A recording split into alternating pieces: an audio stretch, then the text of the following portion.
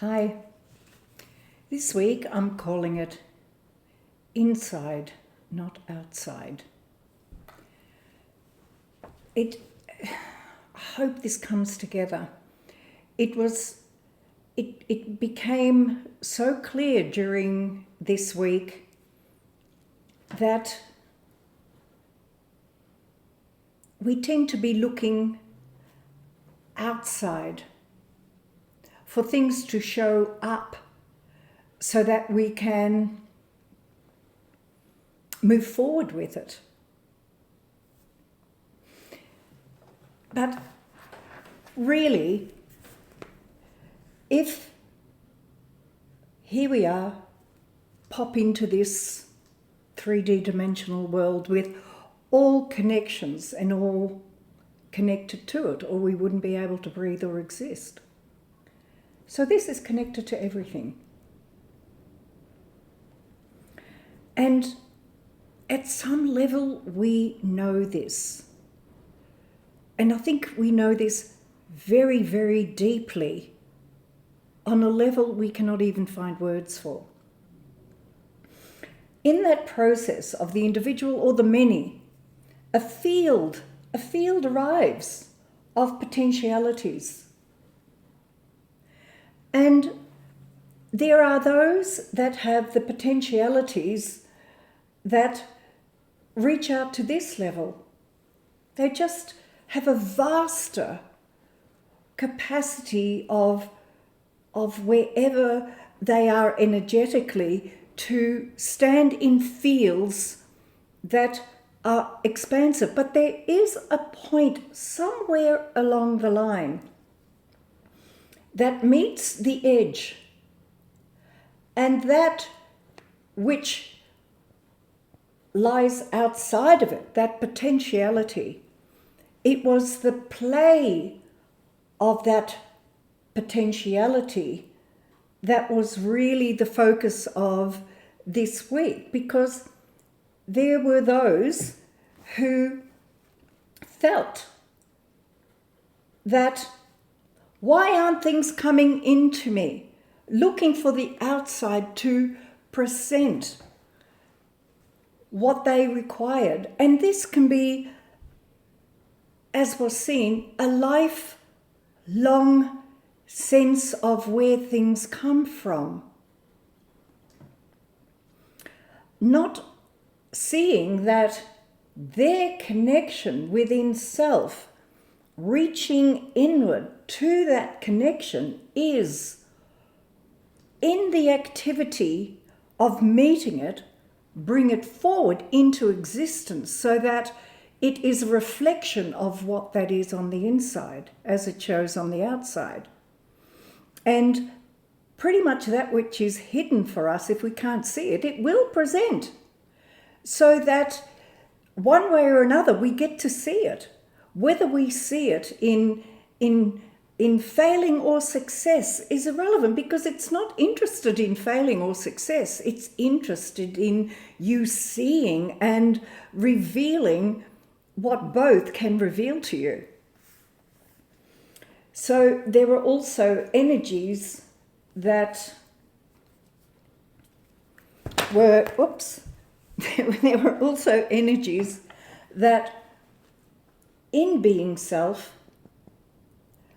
were ahead, they were ahead of what they knew was there in this field, and willing it, desperately willing it to come about, when actually the knowing was correct. This sense of that capacity was very present. And knowing it was present, allowing it to come through. And what was beautiful in this situation was actually being able to communicate what this is, and the desire of that, and communicating what that entailed, which is an incredibly vulnerable thing to do, because you're basically saying to another, these are the bits I would like to bring in our relationship or our project or whatever it is. And it is vulnerable because the other may say, well, who do you think you are? Or why is that important? Or at least you can reply to that. But it's vulnerable because you don't know how another is going to respond when you put on the table something you desire this community and communication in. So in that case, being vulnerable to potentialities of seeing yourself and vulnerable enough to identify what that is and to bring it out. That vulnerability brings in potentialities when the others meet it. It's quite extraordinary. And then others already can see a lot of things in this field of energetics and standing in it that others may not be in coherence with. So this energy can really criticize that energy and see it as demanding or too much, when in fact it can be seen that these things, with proper steps in place and literally shift your ass to bring about what is the best for all concerned, rather than keeping you in this comfortable place that you do not want to budge from, that you do not want to see. And in not wanting to see it, those that can see it get criticized. And these beings here need to be very clear in themselves to not take that personally, but to see as that's where they are. That's where they are. There's a lot of compassion needed in this energetic pattern.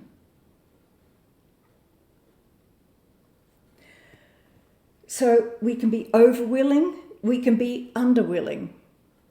But ultimately, what is inside to encourage, to feel the steps forward, and it cannot always be seen. In one situation, the energies that this being came into the world with was so vast that it didn't matter what they touched, it would be successful. It's like having the Midas touch where everything turns into gold, but everything is not satisfied. It can't be satisfied because it misses something. It misses something to the point when there's so much that turns into success. This energy was saying, give me something new, give me something, looking beyond the horizon, looking way past, looking into here. Because all these other elements were so natural in their desire, in their capacity to bring into fruition.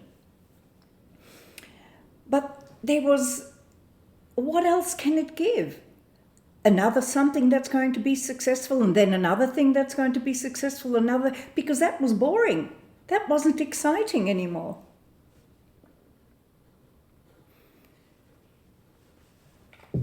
And certain energies where this being thought, oh my God, that ship sailed away a long time ago. I can't raise that from the dead again. That sense of simply being with another in human contact, just the silence and being held, or putting your head in someone's lap and just lying there. It's so subtle, yet those missing bits is where the wealth really lives. So was so interesting.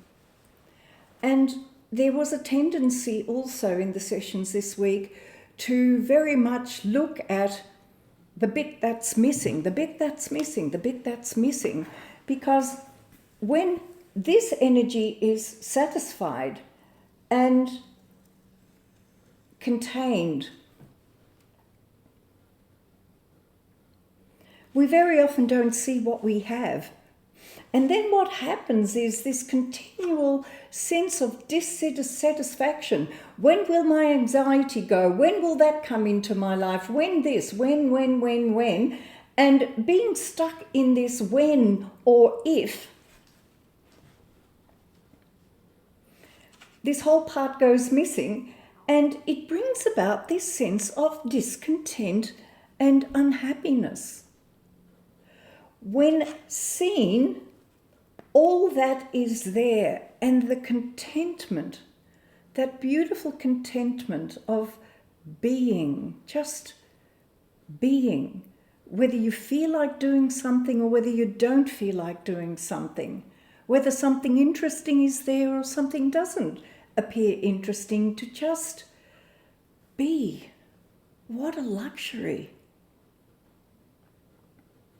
To drop into that space of just being. And in dropping into that space, a contentment arrives, instead of this constant, something's not right. It's always this next, and next, it's always next.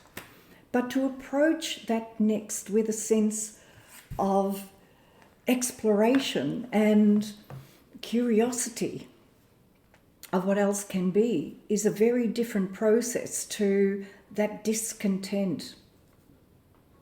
And then there was a being who, it was all there. All the, whatever needed to be next was literally present. But there was this energy of, I'll just wait to see what's next. I'll wait until I can see the next bit come in. And with the next bit coming in, maybe then I can do the activity. Which, of course, by the time the next thing comes in, you're again waiting for the what if for the next things to come in. And before you know it, a decade goes by. And that does happen. So this sense of contentment and curiosity and realizing it's in you, and to bring it out, whether it is in sitting still in being or doing something, activating and moving.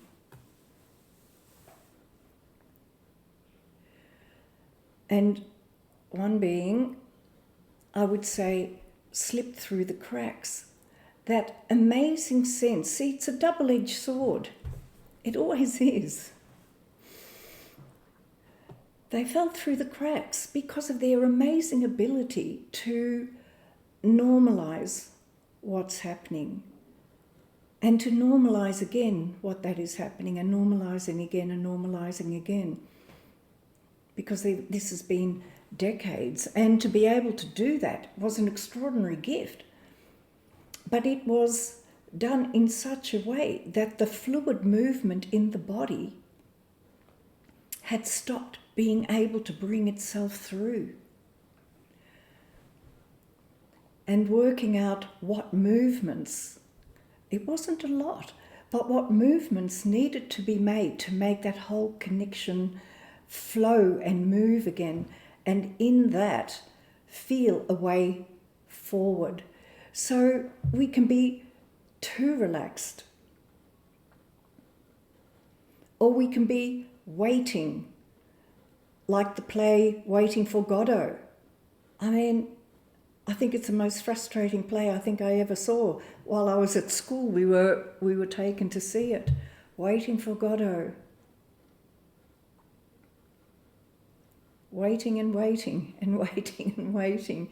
These two men sitting on a bench waiting for something to happen through the whole of the play. And at the end they just walked off. So there was an element of that this week, where to activate the inner aspect of self and to bring it out rather than this waiting. And in that, not be too pushy to want to have it a certain way, unless that beautiful aspect where the edge is, to be vulnerable enough to speak what, or to see clearly what needs to be communicated, so we can meet that edge and bring in more and more for all concerned. That was the potentiality. But it comes from inside and shows out. The cards were vulnerability and openness. I think openness was last week as well. So this is really a wonderful time we're living in to shine a light on that which can be more clearly seen, and to bring that light to the darkness so that that more can come through or be dealt with. Yeah, you shine a light on darkness, it's going to reveal things that need to be addressed that weren't seen before. Vulnerability. Vulnerability is a strength, not a weakness. Do not fear it. To truly feel your aliveness, be aware of yourself, and yet allow your heart to be open. Be vulnerable to the joys of life, let them in. You do not need to feel, let me say that again, do you need to feel vulnerable before you allow support? Do not judge your feelings. And I think, yes, it's like feel the fear and do it anyway. Feel vulnerable and take the risk of expressing who you are and where you sit and how we can meet moving forward. Openness. Openness creates an allowance of the self to be without judgment. I mean, so many, if only we could see ourselves honestly. So many people tend to look at the negative aspect of themselves, or what isn't in their life that they want in their life. And this general malaise and discontent, it does not need to be that at all. With the openness of it, to see it for what it is and to see yourself for what it is and how you can meet it. Openness breaks down barriers, melts away fears, and allows creativity and communication to flow. Check your feelings when you are being open. There will be no need to feel defensive. Let go all levels of fear, doubt, worry, and concern, and what you have left will be confidence, self-esteem, and love, whether it works out or not. You've loved yourself enough to bring it forth from inside out, to see how more and more can be brought into being. So let go all levels of fear, doubt, worry, and concern, and what you have left will be confidence, self-esteem, and love, all of which function very well with openness. So a lot is happening at the moment, and we're meeting elements within ourselves that can further and bring into the joy of beingness or activity in a way that is extraordinarily fruitful and a joyful way to live. Lots of love.